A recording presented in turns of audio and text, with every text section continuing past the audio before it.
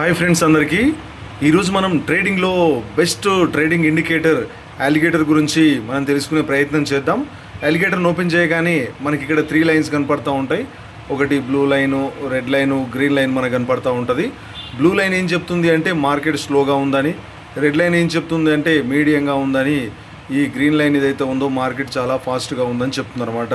మనం దీన్ని ఎట్లా ఐడెంటిఫై చేయాలి అని అంటే ఎక్కడైతే ఈ 3 లైన్స్ దూరంగా ఉంటాయో అక్కడ మనం దానికి సంబంధించినటువంటి ట్రేడింగ్ మనం చేయొచ్చు అని అర్థం అనమాట. మార్కెట్ మనకి క్లియర్గా ఉంది, మనం చేసుకోవచ్చు అని దాని యొక్క అర్థం అనమాట.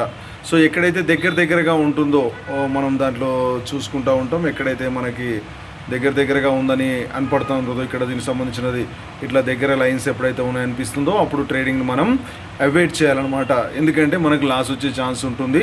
ఇక్కడ మనకు సైడ్ వేస్లో మార్కెట్ వెళ్తుందని అని అర్థం అనమాట.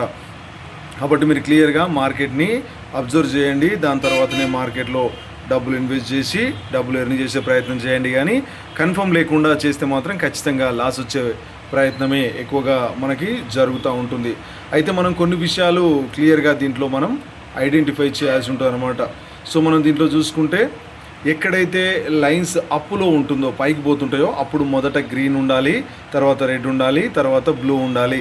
అప్పుడే మార్కెట్ చాలా ఫాస్ట్గా మూవ్ అవుతుందని మనం ఐడెంటిఫై చేస్తూ తద్వారా మనం దాన్ని బై చేయాల్సి ఉంటుంది అనమాట.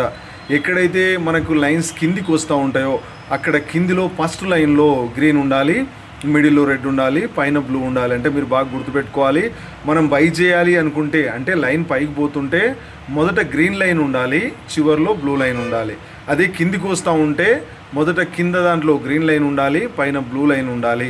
ఇవి కాకుండా మిక్స్డ్గా ఏమన్నా వచ్చినా కూడా మనం ఆ రోజు ట్రేడింగ్ని లేదా ఆ కంపెనీ ఏదైతే మనం చూస్తున్నామో దాన్ని వదిలేయడం చాలా వరకు బెస్ట్ అనమాట. ఎందుకంటే చాలామంది చూడకుండా తొందరపడి చేసి చాలా వరకు లాస్ అవుతూ ఉంటారు అనమాట.